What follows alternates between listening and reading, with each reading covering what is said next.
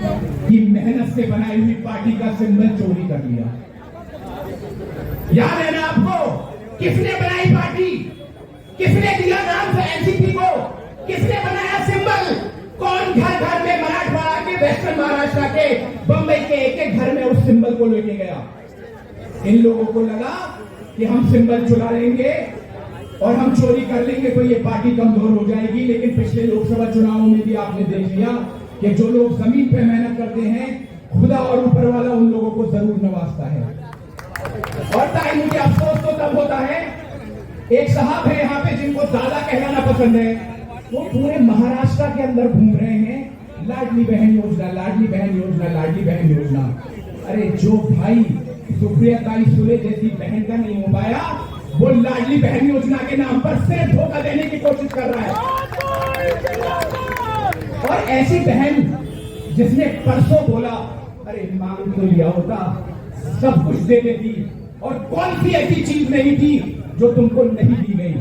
उन्हीं के लोग आपके बीच में आके डर फैलाने की कोशिश कर रहे हैं। मैं सुप्रिया ताई की बात इसलिए कर रहा हूं, मेरी बुरखा नशीन बहनें बैठी हुई हैं। जब ट्रिपल तलाक का मसला आया, सबसे बड़ी आवाज सांसद के अंदर सुप्रिया ताई फूले थी।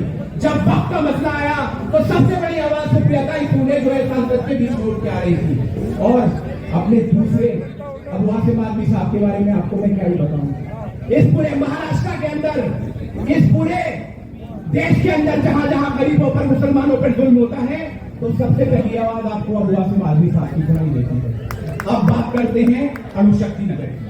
मुद्दा अणुशक्ति नगर है। तय कर लो, गद्दारों के साथ हो या वफादारों के साथ हो। बोलो, गद्दारों के साथ हो या वफादारों के साथ हो। दोनों हाथ खड़े करके बताओ, किसके साथ हो, वफादारों के साथ हो ना। ये चुनने का मौका है। चुनाव तमाचा है रंगा बिल्ला के घमंड पर और गुरूर पर।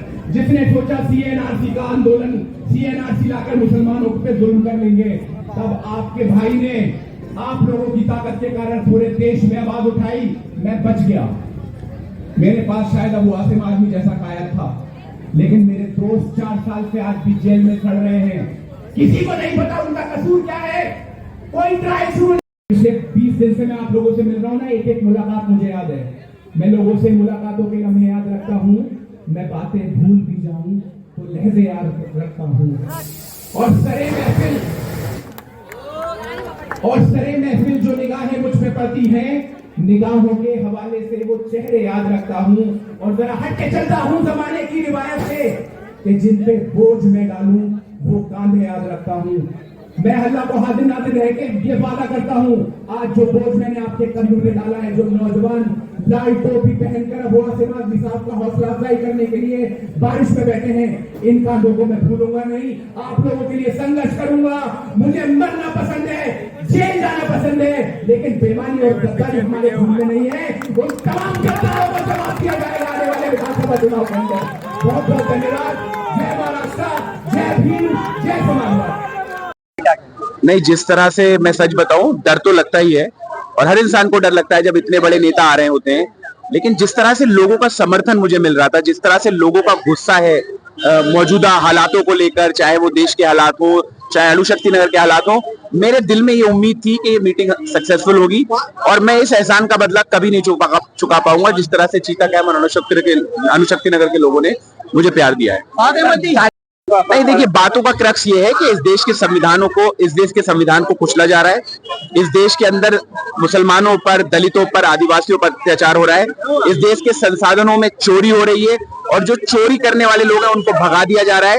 देश में हिंदू और मुसलमान जो हमेशा एक साथ रहते थे, आज उनको बांटा जा रहा है। इस सारी चीजों को लेकर वादे की गई है और ये कसम खाई गई है कि आने वाले चुनाव में महाराष्ट्र के अंदर एक सेकुलर सरकार होगी, जिसके अंदर उन तमाम मेरे पैजामे के नाप वाले लोग जो बयान देते फिर रहे ना, उनके खिलाफ कार्रवाई होगी और वो लोग जेल के अंदर होंगे। सुप्रिया सुले जी बहुत अच्छी वक्ता है। वो एक बहुत ही संवेदनशील औरत है। आप उनका कोई सा भी स्पीच जो उठा के देखेंगे, वो उन्होंने प्यार से कहा। उन्होंने कहा क्या नहीं किया हमने आपके लिए। संजय रावत जी भी जेल गए थे, अनिल देसाई जी भी जेल गए थे, वो तो बीजेपी में जा सकते थे, वो क्यों नहीं गए बीजेपी? जिस पार्टी में है उसी के चीफ मिनिस्टर ने उन्हें मुझे यही लगता है जहां इज्जत ना हो ना, अबू आसिम आदमी साहब ने ये बात सिखाई है कि जहां इज्जत ना हो वो बैठना नहीं चाहिए। और मुझे अफसोस होता है नवाब मलिक साहब आज वहां बैठे हुए हैं जहां उनकी कोई इज्जत नहीं है। आपकी भी टिकट की चर्चा हो रही है, क्या मुद्दे लेकर जाएंगे आप? देखिए, मेरे अध्यक्ष अबू आसिम आदमी साहब ने ये बात बोली है, समाजवादी पार्टी पुरजोर तरीके से सीट को मांग रही है। आज हमने अपनी ताकत महाविकास अघाड़ी के लोगों को दिखाई है, ये सीट मिलेगी तो ये सीट हम आपको जीत के जनता की झोली में डालने का काम करेंगे। काम की बात यह है कि मैं क्योंकि एक रिसर्च स्कॉलर हूं, मैंने अपनी साथियों की एक टीम, मैं खुद लोगों से जाके, मैं मानता हूं कि जो पॉलिसी होती है ना वो एसी के कमरों में बैठ के ना बने, वो जमीन से बने। मैं लोगों से बात कर रहा हूं, मैं कोई भी वादा आज नहीं करना चाहता, मैं लोगों से बात कर रहा हूं, लोगों के मुद्दों को समझ रहा हूं, जो लोगों की जरूरतें होंगी उसके हिसाब से एक मैनिफेस्टो तैयार किया जाएगा। उसके अंदर हम प्रायोरिटाइज करेंगे कौन सी चीजें जो 6 महीने में करनी है, कौन सी चीजें जो 1 साल में करनी है और कौन सी चीजें जो 5 साल में करनी है। एक पूरा रोड मैप हम अणुशक्ति नगर विधानसभा की जनता के, अतुल्य जनता के सामने रखेंगे और हमें पूरी उम्मीद है कि उस रोड मैप, क्योंकि वो लोगों के बीच में से आएगा, उसके लिए हमको समर्थन मिलेगा। धन्यवाद।